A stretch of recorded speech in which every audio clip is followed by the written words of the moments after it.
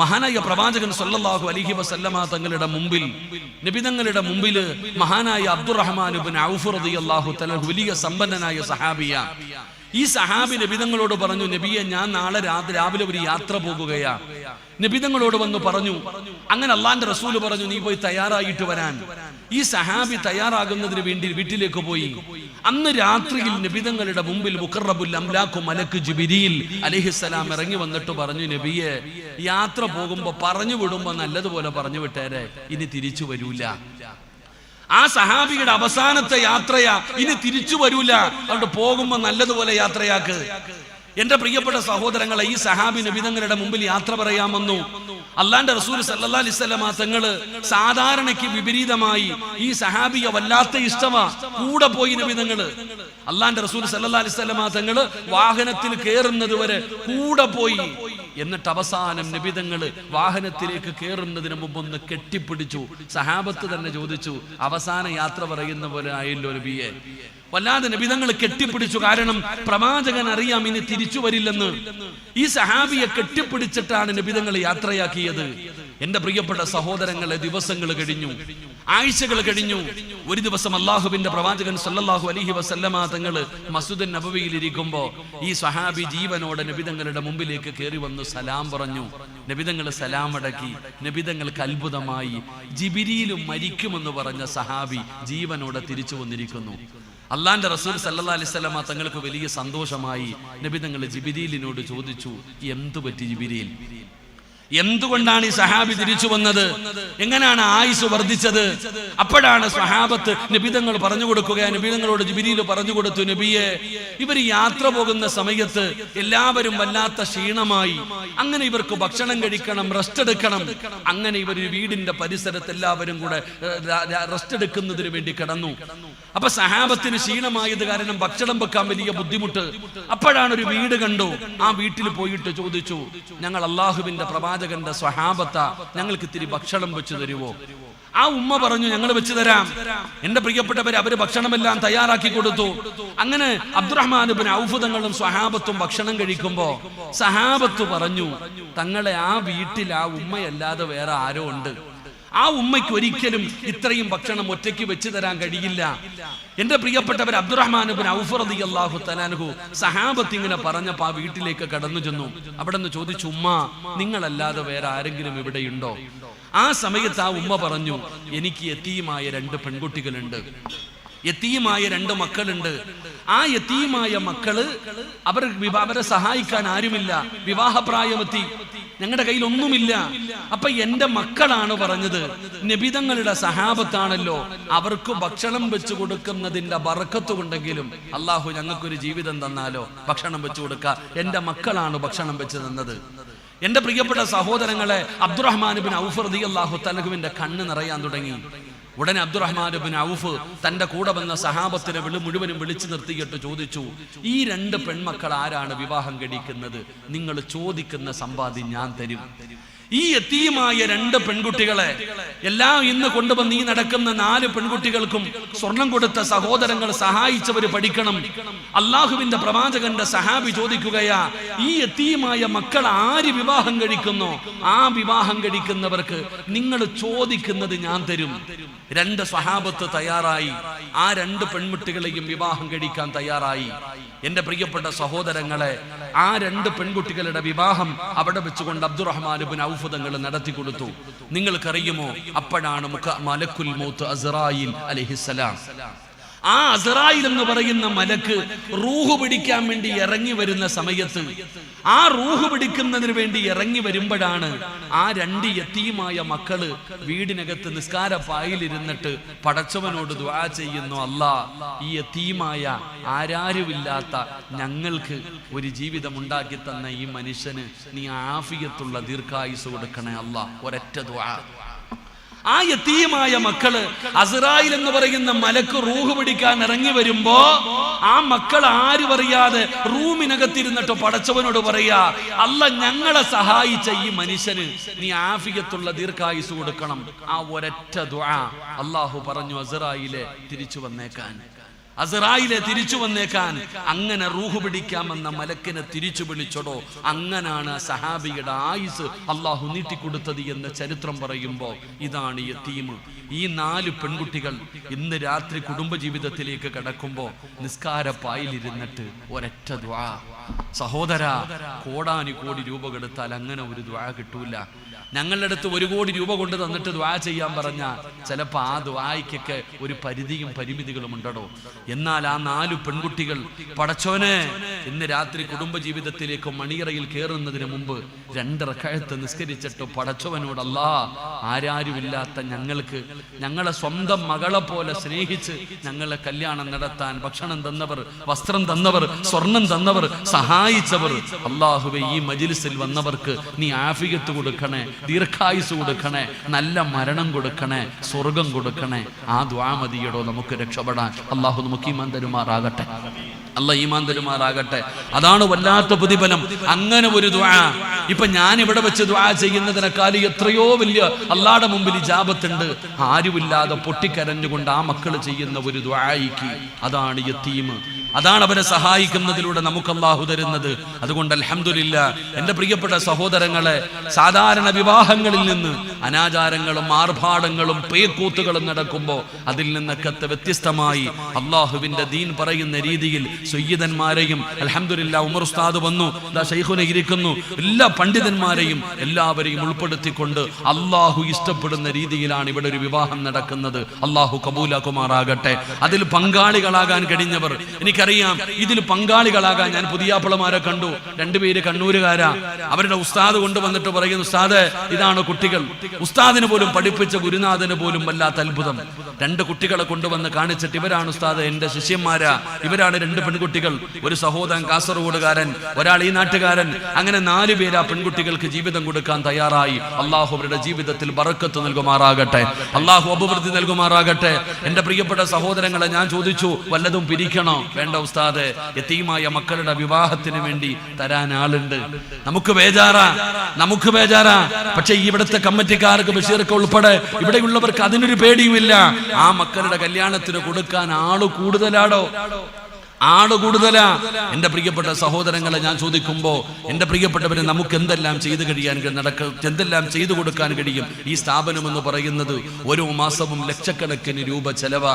പെൺകുട്ടികളാണ് വളരുന്നത്, അവളെ വളരെ സൂക്ഷ്മതയോടുകൂടിയാണ്. സത്യം പറഞ്ഞാൽ അവർക്ക് കിടക്കുവാനും പഠിക്കുവാനുമുള്ള സൗകര്യം പോലുമില്ല. കഴിഞ്ഞ വർഷമാണെന്ന് തോന്നി ഞാൻ ഇവിടെ വന്ന് ചോദിച്ചപ്പോൾ കുറെ ഫില്ലർ വേണമെന്ന് പറഞ്ഞു. അന്ന് കുറെ ഫില്ലർ പിരിച്ചു, അത് അവിടെ തന്നെ നിൽക്കുന്നുണ്ട്. വല്ലാത്ത കാരണം ചിലവാണ്, എന്തെല്ലാം ചിലവുകൾ. എൻ്റെ പ്രിയപ്പെട്ടവർ, ഇപ്പോഴും അതിന്റെ മുകളിൽ അടുത്ത ഒരു നില പണിയണമെങ്കിൽ പൈസയില്ല. ഞാൻ ചോദിച്ചു, എന്തെങ്കിലും വേണോ? എന്നോട് ബഷീർ ഹാജി പറഞ്ഞു, ഉസ്താദ് കുറച്ച് ഫില്ലർ വേണം, ബാക്കിയോ അത് ഇൻഷാ അല്ലാഹ് പിന്നീടാവട്ടെ. എന്താണോ നമുക്ക് ചെയ്തു കൊടുക്കാൻ കഴിയുന്നത്, ആ യതീമായ മക്കൾക്ക് നമ്മൾ എന്തെല്ലാം ചെയ്തു കൊടുക്കാൻ കഴിയുമോ? ഇവിടെ വന്ന് ഭക്ഷണം കൊടുക്കുന്നവരുണ്ട്, ഇവിടെ വന്നിട്ട് പടച്ചവനെ മക്കൾക്ക് വസ്ത്രം വാങ്ങി കൊടുക്കുന്നവരുണ്ട്. ഒന്നുമില്ലെങ്കിലും സുബ്ഹാനല്ലാഹ് ഈ സ്ഥാപനത്തിൽ വന്ന് ഈ മക്കളെ വന്ന് കാണുന്നവരുണ്ട്.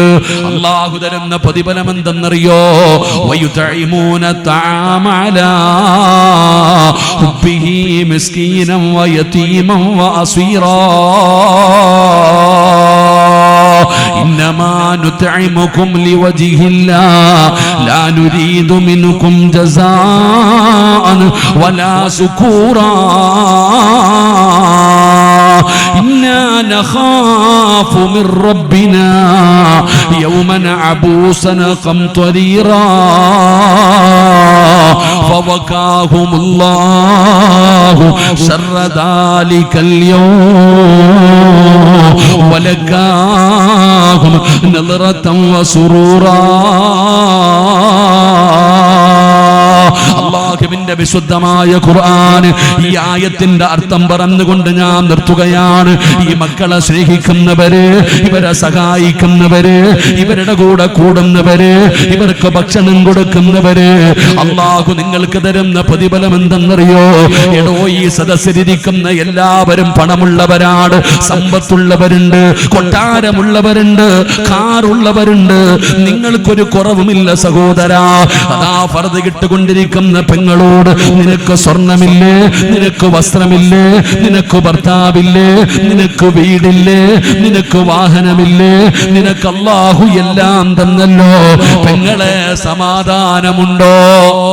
സമാധാനമുണ്ടോ? ഇരിക്കുന്നവരോട് ചോദിക്കട്ടെ, ഇന്ന് സമാധാനമാണോ നമുക്കില്ലാത്തത്? അല്ലാഹു എല്ലാം നിനക്ക് തന്നു, പക്ഷേ നിന്റെ ഭാര്യ അല്ലാഹനെ പേടിയില്ലാത്തവളായി പോയി. പെങ്ങളെ, അല്ല നിനക്കെല്ലാം തന്നു, നിന്റെ ഭർത്താവ് അല്ലാഹനെ പേടിയില്ലാത്തവനായി പോയി. കൊട്ടാരം പോലെ കോടികളെ ചെലവഴിച്ചു വെച്ച വീടിനകത്ത് കിടന്ന നിനക്ക് ഉറക്കം വരുന്നുണ്ടോ? നിനക്ക് സമാധാനമുണ്ടോ? ഇല്ലടോ, വല്ലാത്ത സങ്കടമാണ്. എല്ലാവരുടെ മുമ്പിൽ ചിരിച്ചും കളിച്ചും നടക്കുന്നുണ്ട്, പക്ഷേ മനസ്സിന്റെ ഉള്ള ഉരുകുകയാ. അല്ലാഹു തന്ന ആയുസ് മെഴുകുതിരി ഉരുകുന്നത് പോലെ ഞാനും നിങ്ങളും ഉരുക്കി കളയുമ്പോ എന്റെ പ്രിയപ്പെട്ടവരെ, അല്ലാഹു തരുന്ന പ്രതിഫലം എന്തെന്നറിയോ? എന്റെ സഹോദരങ്ങളോട് പറയുകയാ, അല്ലാഹുവിന്റെ ഖുർആനാ പറയുന്നത്. ചരിത്രം പറയാ സമയമില്ലാത്തത് കൊണ്ട് ഞാൻ പറയുന്നില്ല. അല്ലാഹു തരുന്ന ഒന്നാമത്തെ പ്രതിഫലം, നിനക്ക് സമാധാനമുള്ള ജീവിതം അല്ലാഹു തരുമെന്ന് അല്ലാഹുവിന്റെ വിശുദ്ധ ഖുർആൻ. സമാധാനം അല്ലാഹു തരും പെങ്ങള്. നിന്റെ ഭർത്താവ് നന്നാകണ്ടേ, നിന്റെ ഭർത്താവ് നന്നാകണ്ടേ. സഹോദരാ, നിന്റെ പ്രിയപ്പെട്ടവള് നന്നാകണ്ടേ, അവള് നല്ലവളാകണ്ടേ, അവൾ അല്ലാഹനെ പേടിയുള്ളവളാകണ്ടേ. നിനക്ക് സമാധാനമുള്ള ഒരു ജീവിതം വേണോ? വിവാഹം കഴിക്കാനിരിക്കുന്ന പയ്യനോടും പെണ്ണിനോടും പറയുകയാ, മക്കളെ സഹായിക്കടാ പൊന്നുമോനെ. അല്ലാഹുവിന്റെ വിശുദ്ധമായ ഖുർആൻ പറയുകയാ, നിനക്കൊരു സ്വാലിഹത്തായ ഭാര്യ വേണോ? നിനക്കൊരു സ്വാലിഹായ ഭർത്താവിനെ വേണോ? സഹോദരാ, നിനക്ക് ജോലി വേണോ? നിന്റെ കച്ചവടത്തിൽ അഭിവൃദ്ധി വേണോ? എല്ലാം അല്ല തരുമടോ, എല്ലാം അല്ലാഹു തരുമടോ. ഈ പാവപ്പെട്ട മക്കളുടെ കൈയൊന്ന് പിടിച്ചാൽ, ഈ പാവപ്പെട്ട മക്കളുടെ കൂടെ കൂടിയ അല്ല നിനക്കെല്ലാം തരും. അല്ലാഹു ഈമാൻ തരുമാറാകട്ടെ, അല്ല ഈമാൻ തരുമാറാകട്ടെ. എടാ, കല്യാണം കഴിക്കണ ചെറുപ്പക്കാരാ, എടാ, കോടികൾ കിട്ടിയിട്ട് കാര്യമില്ല. ലോകത്തിലെ ഏറ്റവും വലിയ ഭാഗ്യവാൻ അല്ലാഹനെ പേടിയുള്ള ഒരു പെണ്ണിനെ ഭാര്യയായിട്ട് കിട്ടുന്നവനാ. അല്ലാഹു ഈമാൻ തരുമാറാകട്ടെ. അതാണാണെങ്കിലും പെണ്ണാണെങ്കിലും അങ്ങനെ. നിങ്ങൾക്ക് സംശയമൊന്നും വേണ്ട. സഹോദര, നീ കല്യാണം കഴിച്ചതാ, നിന്റെ ഭാര്യ നന്നാകണോ? സഹോദരി, നിന്റെ ഭർത്താവ് നന്നാകണോ? ഈ മക്കളുടെ കൂടെ കൂടിക്കോ. തെളിവ് ഖുർആൻ. അല്ലാഹു നമുക്ക് ഈമാൻ തരുമാറാകട്ടെ, അല്ലാഹു നമുക്ക് ഈമാൻ തരുമാറാകട്ടെ. മൂസാ നബി അലൈഹിസ്സലാം ഒരാളെ ഒരു അടി കൊടുത്തു, മരിച്ചുപോയി. അവസാനം മൂസാ നബി നാട് വിട്ടു. ഞാൻ ചരിത്രം പെട്ടെന്ന് പറയാം. നാട് വിട്ടു മദീന എന്ന് പറയുന്ന രാജ്യത്തേക്ക് ഇട്ടിരുന്ന വസ്ത്രവുമായിട്ടാ പോയെ, വേറെ ഒന്നുമില്ല. ഇട്ടിരുന്ന വസ്ത്രവുമായി നാട് വിട്ടു പോകുന്ന വഴിയിൽ മഹാനായ മൂസാ നബി അലൈഹിസ്സലാം നോക്കുമ്പോ ഒരു സ്ഥലത്ത് വെള്ളം കോരുന്നതിന് വേണ്ടി ആണുങ്ങൾ തിരക്ക് കൂട്ടുകയാ. 2 പെൺകുട്ടികൾ മാറി നിൽക്കുന്നു. അപ്പൊ മൂസാ നബി ചോദിച്ചു, മക്കളെ, നിങ്ങൾ വെള്ളമൊന്നും കോരാൻ പോണില്ലേ? പെൺകുട്ടികളാ മാറി നിൽക്കുന്നു. ഇവരോട് ചോദിച്ചു, നിങ്ങൾ വെള്ളം കോരാൻ പോകുന്നില്ലേ? പെൺകുട്ടികൾ പറഞ്ഞു, ഞങ്ങൾക്ക് ഈ ആണുങ്ങളുടെ ഇടയിൽ പോയി കയറാൻ ലജ്ജയാ, അതുകൊണ്ട് ഞങ്ങൾ മാറി നിൽക്കുന്നേ. അപ്പൊ മൂസാ നബി ചോദിച്ചു, വീട്ടിൽ ആണുങ്ങളൊന്നുമില്ലേ? ഒരു പ്രായം ചെന്ന വാപ്പയേ ഉള്ളൂ, ഒരു പ്രായം ചെന്ന വാപ്പയേ ഉള്ളൂ. അപ്പൊ മൂസാ നബി ചോദിച്ചു, ഞാൻ നിങ്ങളെ സഹായിക്കട്ടെ, ഞാൻ വെള്ളം കോരി തരട്ടെ? ആ പെൺകുട്ടികൾ പറഞ്ഞു, ഓക്കെ. മൂസാ നബി വെള്ളം കോരി 2 പെൺകുട്ടികളുടെ കയ്യിൽ കൊടുത്തു. അവര് വെള്ളവുമായി പോയി. മൂസാ നബി നാട് വിട്ടുപോയതാ. ഇട്ട വസ്ത്രമല്ലാതെ വേറെ ഒന്നുമില്ല. ഒരു മരത്തിന്റെ ചുവട്ടിൽ കയറിയിട്ട് റബ്ബേ ആകാശത്ത് നോക്കിയിട്ട് അല്ലാഹനോട് പറയാ, പടച്ചവനെ നീ കൈവിടല്ലേ അല്ലാ. കുറച്ച് കഴിഞ്ഞപ്പോ ഈ 2 പെൺകുട്ടികൾ വന്നിട്ട് വിളിക്കുന്നു, ഞങ്ങളുടെ വാപ്പ വിളിക്കുന്നു നിങ്ങൾക്ക് പ്രതിഫലം തരാൻ. ഞങ്ങളെ സഹായിച്ചതിന് പകരം നിങ്ങൾക്ക് പ്രതിഫലം തരാൻ ഞങ്ങളുടെ വാപ്പ വിളിക്കുന്നു. ഈ 2 പെൺകുട്ടികളും കൂടെ മൂസാ നബിയെ വിളിച്ചു, മുമ്പിൽ നടക്കാൻ പറഞ്ഞു, പുറകിൽ നിന്ന് വഴി പറഞ്ഞു കൊടുത്തു. അങ്ങനെ മൂസാ നബി വീട്ടിൽ ചെന്നു. മൂസാ നബി അലൈഹിസ്സലാം വീട്ടിലേക്ക് ചെല്ലുമ്പോൾ ആ കുട്ടികളുടെ പിതാവാര മഹാനായ ശുഐബ് നബി അലൈഹിസ്സലാം. ശുഐബ് നബിയുടെ മക്കളായിരുന്നു ആ 2 പെൺകുട്ടികൾ. മൂസാ നബി തന്റെ ജീവിതത്തിൽ സംഭവിച്ച ചരിത്രങ്ങൾ മുഴുവനും പറഞ്ഞു കൊടുത്തു. ജോലിയില്ല, ആരുമില്ല. മഹാനായ ശുഐബ് നബി അലൈഹിസ്സലാം പറഞ്ഞു, നിനക്ക് 10 വർഷം ജോലി ഞാൻ തരാം, 10 വർഷം ഞാൻ തരാൻ ജോലി. എൻ്റെ മൂത്ത മകളെ നീ വിവാഹം കഴിച്ചോ. നിങ്ങൾ നോക്കടോ, 2 പെൺകുട്ടികൾക്ക് ഒരൽപ്പം വെള്ളം കോരി കൊടുത്ത് സഹായിച്ചപ്പോ അല്ല കൊടുത്ത പ്രതിഫലം 2. 1 സ്വാലിഹത്തായ ഭാര്യയും കിട്ടി, 11 കൊല്ലം ജോലിയും കിട്ടി. അല്ലാഹു ഈമാൻ തരുമാറാകട്ടെ, ഉറക്കപ്പറ അല്ലാഹു ഈമാൻ തരുമാറാകട്ടെ. ഇത് ഖുർആൻ പറഞ്ഞ ചരിത്രം. അല്പം വെള്ളം കോരി കൊടുത്തതിന് അല്ല ഈ പ്രതിഫലം കൊടുത്തേ. സ്വാലിഹത്തായ ഭാര്യ, അൽഹംദുലില്ലാ 10-11 വർഷം ജോലി. ഇതാ ഞാൻ പറഞ്ഞേ, ഈ മക്കൾക്ക് ഒരു നേരത്തെ ആഹാരം കൊടുത്തു നോക്കിക്കേ, അല്ല നിനക്കും ഇത് തരും, പടച്ചവൻ നിനക്കും തരും. എന്റെ പ്രിയപ്പെട്ട സഹോദരങ്ങൾ, ഇതുപോലെ പറയാൻ നൂറുകണക്കിന് ചരിത്രമുണ്ട്. അപ്പൊ ദുനിയാവിൽ അള്ളാഹു നിനക്ക് തരുന്ന പ്രതിഫലം സന്തോഷവും സമാധാനവുമുള്ള ഒരു ജീവിതം അള്ളാഹു നിനക്ക് ദുനിയാവിൽ തരും. അള്ളാഹു ഭാഗ്യം തരുമാറാകട്ടെ. 2, അല്ല നിനക്ക് നല്ല മരണം തരും. ഈ ലോകത്ത് നിന്ന് യാത്ര പറയുന്ന സമയം ജീവിതത്തിൽ ചെയ്ത ഫോട്ടോ എടുപ്പില്ല, ഫ്ലെക്സ് ഇല്ല, പരസ്യമില്ല, ഒന്നുമില്ല, ആരുമില്ലാതെ പടച്ചവനെ നിങ്ങൾ പോലും കണ്ടില്ല. ആരാണ് മുസ്തഫയിക്ക, ആരാണ് പൈസ സ്വർണം കൊടുത്ത ആള്, നിങ്ങൾക്ക് ആർക്കും അറിയില്ല. ഈ കൊടുത്തതിനുള്ള പ്രതിഫലം അദ്ദേഹം മരിക്കുമ്പോൾ അദ്ദേഹത്തിന്റെ മുമ്പിൽ അള്ളാഹു കാണിച്ചു കൊടുക്കും. അസ്റായിൽ എന്ന് പറയുന്ന മലക്ക് റൂഹ് പിടിക്കുന്ന സമയം അള്ളാഹു സുബ്ഹാനഹു വ തആല കണ്ണിന്റെ മുമ്പിൽ കാണിച്ചു കൊടുക്കും, മുസ്തഫ നീ കൊടുത്തതിനുള്ള പ്രതിഫലം ഇതാ. അല്ലെങ്കിൽ ബഷീർ ഹാജി നിങ്ങൾ ചെയ്തതിനുള്ള പ്രതിഫലം ഇതാ, സൂഫി ഹാജി നിങ്ങൾ ചെയ്തതിനുള്ള പ്രതിഫലം ഇതാ, നിങ്ങൾ ഓരോരുത്തരും കൊടുത്തതിന്റെ പ്രതിഫലം. വഅബ്ശിറൂ ബിൽ ജന്ന. അസ്റായിൽ എന്ന് പറയുന്ന മലക്ക് തൊണ്ടക്കുടിയുടെ ഭാഗത്ത് നിന്ന് റൂഹ് വലിച്ചെടുക്കുമ്പോൾ മലക്കുകൾ കാണിച്ചു തരും, ഇതാണ് സ്വർഗം, കണ്ടിട്ട് മരിക്ക്. അള്ളാഹു ഭാഗ്യം തരുമാറാകട്ടെ, അള്ളാഹു ഭാഗ്യം തരുമാറാകട്ടെ. 3, അള്ളാഹു പറയുകയാ, നാളെ പടച്ച റബ്ബിന്റെ കോടതിയിലേക്ക് നമ്മൾ കടന്നു പോകും. അള്ളാഹുവിന്റെ പരലോകത്തേക്ക് കടന്നു ചെല്ലുമ്പോ എന്റെ പ്രിയപ്പെട്ടവരെ, ഉടുതുണിയില്ലാതെ ആണുങ്ങളും പെണ്ണുങ്ങളും എല്ലാരും പോകുന്നുണ്ട്. വല്ലാത്ത ചൂട്, ചെമ്പിന്റെ തറ, പരലോകം നമുക്കറിയാം, മഹ്ശർ നമുക്കറിയാം. വല്ലാത്ത പ്രയാസവ. ഇപ്പൊ ഇവിടെ ഇരുന്നിട്ട് വിയർക്കുന്നു, എനിക്ക് ശരീരം വിയർക്കുന്നു, നിങ്ങൾക്ക് ചൂടെടുക്കുന്നു. സത്യം പറഞ്ഞാൽ മഴയുടെ അടയാളം കാണുന്നുണ്ട്. നമ്മുടെ തലയുടെ 15 കോടി 15 ലക്ഷം കിലോമീറ്റർ മുകളിൽ നിൽക്കുന്ന ആ സൂര്യന്റെ ചൂട് താങ്ങാൻ പറ്റാതെ നമ്മൾ പ്രയാസപ്പെടുന്നു. നമുക്ക് ഇത്രയില്ല സൗകര്യമുണ്ടായിട്ടും നമുക്ക് വല്ലാത്ത ബുദ്ധിമുട്ട്. എന്നാ പറ, ഇതൊരു ചൂടാണോ? ഇതൊരു വിയർപ്പാണോ? ഇതൊരു കഷ്ടപ്പാടാണോ? അതൊക്കെ എവിടെയെന്നറിയോ? ചൂടുള്ള നാളുണ്ടേ കിയാമന്നാളാ, ചുരുക്കി പറഞ്ഞാൽ എന്തു ഹാലാ ചൂളാ. വൻദോഷ വണ്ടിയുമായി വരുന്നേ കാളാ, ക്ഷീണത്തിനാലൊലിക്കുന്നതാണ് ഈളാ. സുഹൃത്തുക്കളെ തിളയ്ക്കുന്നതാണ് മൂള, അമലൊന്നുമില്ല തങ്ങു ചെന്നാ കോള. ഈ പഴയ വീട് കെട്ടുന്ന ഇഷ്ടിക കണ്ടിട്ടുണ്ടാവും. അത് ആ ചെളിമണ്ണിനകത്ത് നിന്ന് ഉണ്ടാക്കിയ ഇഷ്ടിക എങ്ങനെയാണ് ചുമന്ന നിറമായത്? അതിങ്ങനെ അടുക്കി വെച്ചിട്ട് പച്ച വിറകിട്ട് ഇങ്ങനെ ദിവസങ്ങളോളം കത്തിക്കും. ആ ചൂളയുടെ പരിസരത്ത് പോകാൻ വല്ലാത്ത പ്രയാസമാ. ഇവിടെ കാളവണ്ടി കണ്ടിട്ടില്ലേ? കാള ചുമട് വലിച്ചു കൊണ്ടുപോകുന്ന കാള ക്ഷീണിക്കുമ്പോ വായിലൂടെ പതയും നൊരയും ഇങ്ങനെ ഒഴുകും. ഇതുപോലെ നാളെ അല്ലാഹുവിന്റെ കോടതിയിൽ മനുഷ്യന്റെ വായിൽ നിന്നൊലിക്കും. എന്റെ പ്രിയപ്പെട്ട ഉമ്മ, നീ ചോറ് വെക്കുവോ? കലത്തിനകത്ത് കിടന്നിട്ട് ചോറിങ്ങനെ തിളച്ചു മുകളിലൂടെ ഇങ്ങനെ മറിയും. ഇതുപോലെ നിന്റെ തലയോട്ടിക്കകത്ത് കിടക്കുന്ന തലച്ചോറ് മുഖത്തുകൂടെ ഒഴുകുന്ന ദിവസമാണ് മഹ്ശറ. അന്ന് ഒരു ചാണ് മുകളിലാ. ഈ കോടിക്കണക്കിന് കിലോമീറ്റർ മുകളിൽ നിന്ന് സൂര്യൻ സിറാജിന്റെ തലയുടെ ഒരു ചാണ് മുകളിൽ അള്ളാഹു ഇറക്കുന്ന ദിവസം മഹ്ശറ. അള്ളാഹു പറയുകയാ, ഈ യതീമായ മക്കളെ സഹായിച്ചവരെ, വയുതഈമൂന തആമ അലാ ഹുബ്ബിഹി മിസ്കീനം വയതീമൻ വഅസീറാ ഇന്നമാ നുതഇമുകും ലിവജ്ഹില്ലാഹ് ലാ നുരീദു മിൻകും ജസാഅൻ വലാ ശുകൂറാ ഇന്നാ നഖാഫു മിർ റബ്ബിനാ യൗമൻ അബൂസ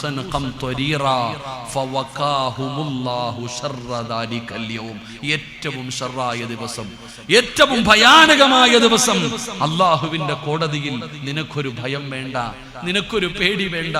ഈ പാവപ്പെട്ട യതീമായ മക്കളുടെ കൈപിടിക്കാൻ, അവർക്ക് ഭക്ഷണം കൊടുക്കാൻ, അവർക്ക് വസ്ത്രം കൊടുക്കാൻ, അവർക്ക് കൊട്ടാരമോ എസി റൂമോ വേണ്ട. മഴ പെയ്യുമ്പോ നനയാതെ കിടക്കാൻ ഒരു റൂം പണിയാൻ ഒരു ഫില്ലർ നീ വാങ്ങിക്കൊടുക്ക്. നാളെ അള്ളാഹു നിന്നെ അറസിന്റെ താഴെ നിർത്തും. നീ പേടിക്കണ്ട.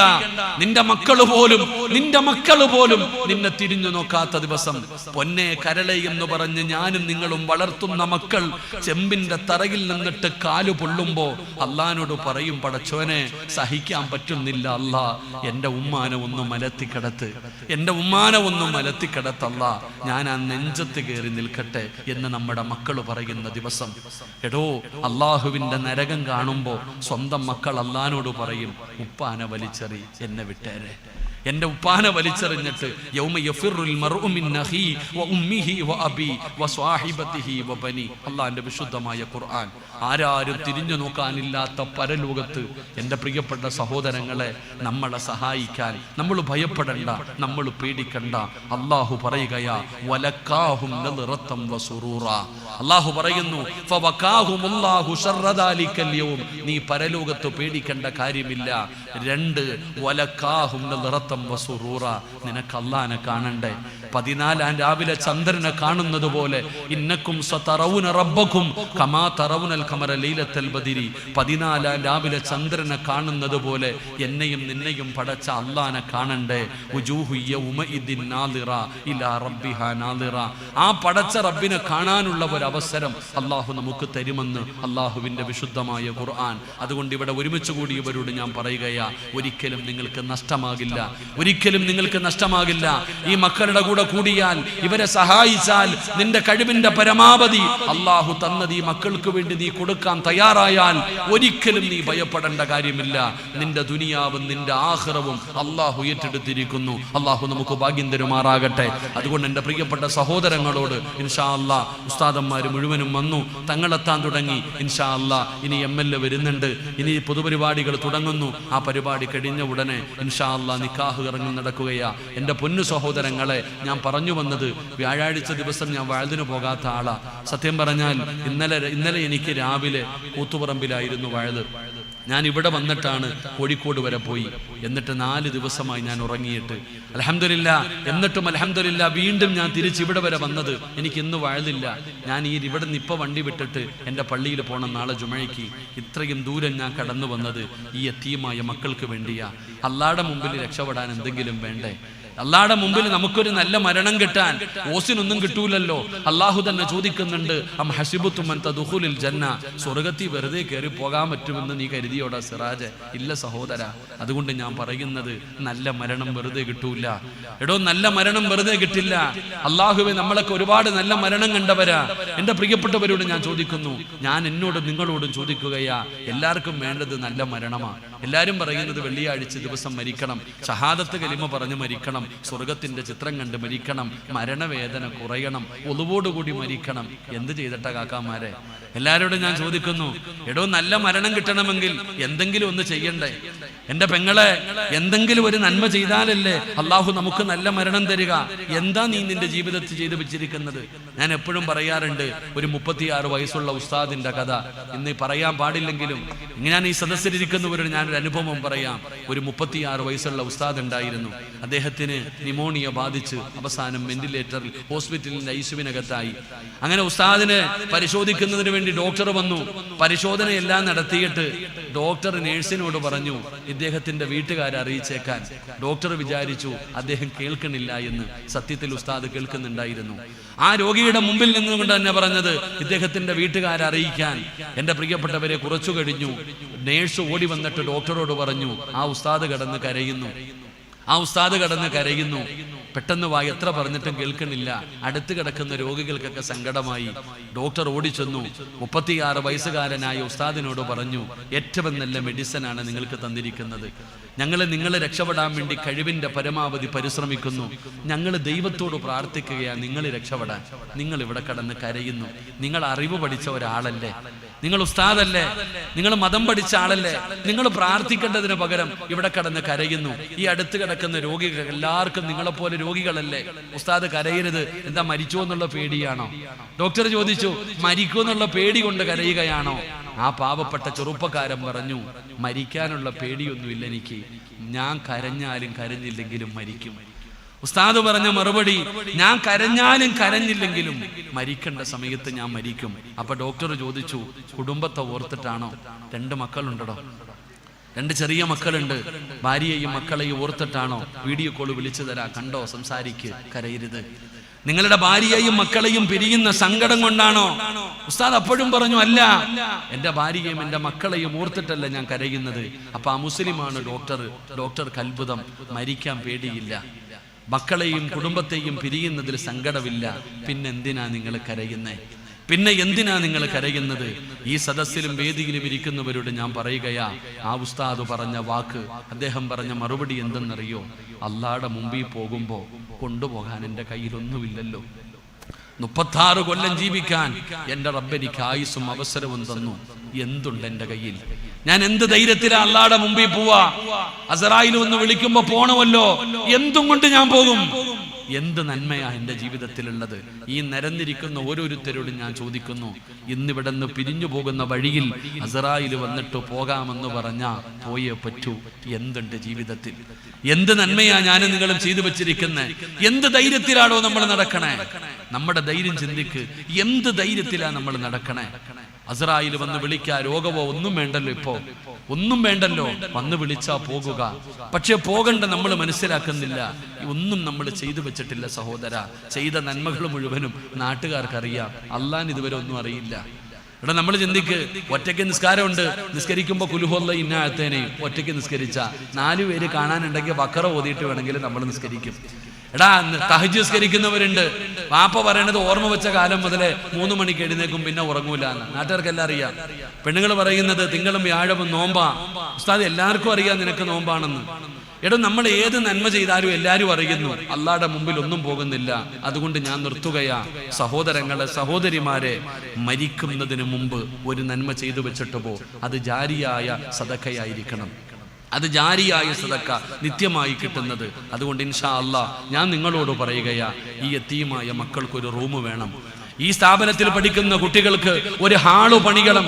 ഒരു പുരിവില്ല, പൈസ ഒന്നുമില്ല. അതുകൊണ്ട് ഞാൻ പറയുന്നത്, ബഷീറൊക്കെ പറഞ്ഞു, ഉസ്താദെ ഒരു 100 ഫില്ലർ വേണം ഞങ്ങൾക്ക്. ഒരു 100 ഫില്ലർ വേണം. ഒരു ഫില്ലറിന് 15, 18, 20,000 രൂപയ്ക്ക് അകത്തേ ഉള്ളൂ ഒരു ഫില്ലറിന്. ഉസ്താദ് അൽഹംദുലില്ലാ ഒരു 100 ഫില്ലുണ്ടെങ്കിൽ ആ ഫില്ലർ ആയി കഴിഞ്ഞാൽ ഇൻഷാ അല്ലാഹ് ബാക്കിയുള്ളതൊക്കെ പടച്ച റബ്ബ് തരുമല്ലോ. സഹോദര, സത്യം പറഞ്ഞാൽ ഈ സദസ്സിലിരിക്കുന്ന 10 പേര് വിചാരിച്ച ആ 100 ഫില്ലർ പണിയാം. എൻ്റെ പ്രിയപ്പെട്ട സഹോദരങ്ങൾ, അതുകൊണ്ട് ഒറ്റ പ്രതിഫലമേ ഉള്ളൂ. ഇന്നല്ലാഹസ്തറാ മിനൽ മുഅ്മിനീന അൻഫുസഹും വഅംവാലഹും ബിഅന്ന ലഹുമുൽ ജന്ന. നീ മരിക്കുന്ന സമയത്ത് അല്ലാഹു കാണിച്ചു തരും. അല്ലാഹു നിങ്ങൾക്ക് കാണിച്ചു തരും. അസ്റായിൽ എന്ന് പറയുന്ന മലക്ക് റൂഹ് പിടിക്കാൻ വരുമ്പോ എന്തിനാ നബികൾ പോലും കരഞ്ഞല്ലോ. അള്ളാന്റെ റസൂല് പോലും വഫാത്താകുന്നതിന്റെ തലേ ദിവസം തന്റെ വീടിനകത്തിരുന്ന അവസാനത്തെ ദിർഹമും നബിതങ്ങൾ എടുത്ത് സദഖ കൊടുത്തു. ആ പ്രവാചകനാണ് അസ്റായിൽ എന്ന് പറയുന്ന മലക്ക് റൂഹ് പിടിക്കാമെന്നപ്പോ നബിതങ്ങൾ പറഞ്ഞു, അസ്റായിലേ ഒന്ന് പതുക്കെ പിടിക്കുക അസ്റായിൽ, ഒന്ന് പതുക്കെ പിടിക്കുക അസ്റായിൽ, എനിക്ക് വേദനിക്കുന്നു അസ്റായിൽ. പറയുന്നത് നബിതങ്ങളാണ്. അല്ലാഹുവേ, അസ്റായിൽ എന്ന് പറയുന്ന മലക്ക് പറയുന്നു, എനിക്കറിയില്ല നബിയേ, ഇതിനെക്കാളും മയമായി റൂഹ് പിടിക്കാൻ എനിക്കറിയില്ല. അവസാനം നബിതങ്ങൾ തിരിഞ്ഞും മറിഞ്ഞും കിടക്കുന്നുണ്ട്, എഴുന്നേക്കുന്നുണ്ട്. അവസാനം അടുത്തു വെച്ചിരുന്ന പാത്രത്തിനകത്ത് നിന്ന് വെള്ളം കോരിയിട്ട് അല്ലാഹുവിന്റെ പ്രവാചകം തന്റെ മുഖത്തൊഴിക്കുന്നുണ്ട്. അവസാനം നബിതങ്ങൾ പറഞ്ഞു, ആയിഷ, ഇന്നലിൽ മൗതില സകറാ, മരണത്തിന് വല്ലാത്ത വേദനയാ, മരണത്തിന് വല്ലാത്ത വേദനയാ. ഇത് പറഞ്ഞത് അല്ലാഹു ഈ ലോകത്ത് സൃഷ്ടിച്ചതിൽ വെച്ച് ഏറ്റവും ശ്രേഷ്ഠമായ ആകാശത്തിന്റെ മുകളിലും ആകാശത്തിന്റെ താഴെയും ഭൂമിയുടെ മുകളിലും ഭൂമിയുടെ താഴെയും അല്ലാഹു ഈ പ്രപഞ്ചത്തിൽ എന്തെല്ലാം സൃഷ്ടിച്ചിട്ടുണ്ടോ ആ സൃഷ്ടിച്ചതിൽ വെച്ച് ഏറ്റവും അഫ്ളലായ അഷ്റഫുൽ ഖൽഖ് നബി മുഹമ്മദ് മുസ്തഫ സല്ലല്ലാഹു അലൈഹി വസല്ലമ തങ്ങള് മരണത്തിന്റെ വേദന താങ്ങാൻ പറ്റാതെ കരഞ്ഞെങ്കിൽ യതീംഖാനയുടെ മുമ്പിൽ ഒരുമിച്ച് കൂടിയ മുസ്ലിമേ, നമ്മൾക്കും മരണം വരുമടോ, നമ്മൾക്കും ആ മരണം വരുമടോ. ആ മരണത്തിന്റെ സമയത്ത് അല്ലാഹു കരുണ കാണിക്കണോ? എന്തെങ്കിലും നന്മ ചെയ്യണേ, എന്തെങ്കിലും നന്മ ചെയ്യണേ. അതുകൊണ്ട് യതീംഖാനയുടെ മുമ്പിൽ ഒരുമിച്ച് കൂടിയവരോട് പടച്ചവനെ ഫില്ലറാണ് വേണ്ടത്. നമ്മൾ ഓരോരുത്തരും ഏറ്റെടുത്താ മതി. ഈ സദസ്സിലിരിക്കുന്ന സമ്പന്നന്മാരായ സഹോദരങ്ങളോട്, നിനക്ക് കോടാനുകോടി ആസ്തിയുണ്ട്, പക്ഷേ നീ മരിച്ച 3 കഷ്ടം വെള്ള തുണിയല്ലാതെ ഒന്നും കൊണ്ടുപോകില്ല സഹോദരാ. മരിച്ചു കിടക്കുന്ന നിന്റെ കബറിന്റെ ചാരത്ത് വന്ന് മക്കളെ യാസീൻ ഓതാൻ ദുആ ചെയ്യാൻ സമയമുണ്ടാകണമെന്നില്ല. പക്ഷേ യതീംഖാനയിൽ പഠിക്കുന്ന മക്കള് എല്ലാ വഖത്ത് നമസ്കാരം കഴിയുമ്പോഴും പടച്ചവനെ ഇവിടെ ഇരുന്നിട്ട് ദുആ ചെയ്യുമല്ലോ. അല്ലാഹുവേ, ഞങ്ങളെ സഹായിച്ചവർ, ഞങ്ങൾക്ക് ഭക്ഷണം തന്നവർ, പടച്ചവനെ ഞങ്ങൾക്ക് ബിൽഡിംഗ് കെട്ടി തന്നവർ, അവർക്ക് നീ സ്വർഗം കൊടുക്കണേ അല്ലാ. ആ ഒരു ദുആ മതി സഹോദരാ, ആ ഒരു ദുആ മതി സഹോദരാ. അതുകൊണ്ട് ആരോടും ഞാൻ പറഞ്ഞു വെച്ചിട്ടില്ല, ചോദിക്കുമ്പോ ചാടി എഴുന്നേറ്റ് പറയാൻ ആളെ നിർത്തിയിട്ടില്ല. നിങ്ങൾ കൊടുക്കുന്നതും കൊടുക്കാത്തതും നിങ്ങളുടെ ഇഷ്ടമാണ്. അല്ലാഹുവാണ് മനസ്സ് കൊടുക്കുന്നത്, അള്ളയാണ് മനസ്സ് കൊടുക്കുന്നത്. ഇബ്രാഹിം നബി കഅബാലയത്തിന്റെ പണി കഴിഞ്ഞു. അല്ലാഹു പറഞ്ഞു ജബൽ അബൂ ഖുബൈസിന്റെ മുകളിൽ കയറി വിളിക്കാൻ. ഇബ്രാഹിം നബി ചോദിച്ചു, ആര് കേൾക്കാനാ അല്ലാഹ്? രണ്ട് മലയുടെ നടുവില് കഅബാലയം പണിതിട്ട് അല്ല പറഞ്ഞു, ആ മലയുടെ മുകളിൽ കയറി വിളിക്ക് ഇബ്രാഹിമേ. ഇബ്രാഹിം നബി ചോദിച്ചു, ആര് കേൾക്കാനാ? വിളിക്കടാ ഇബ്രാഹിമേ, കേൾപ്പിക്കുന്നവൻ ഞാനല്ലേ. അള്ളാഹു നമുക്ക് ആ കേട്ടവരിൽ നമ്മളെയും പെടുത്തുമാറാകട്ടെ.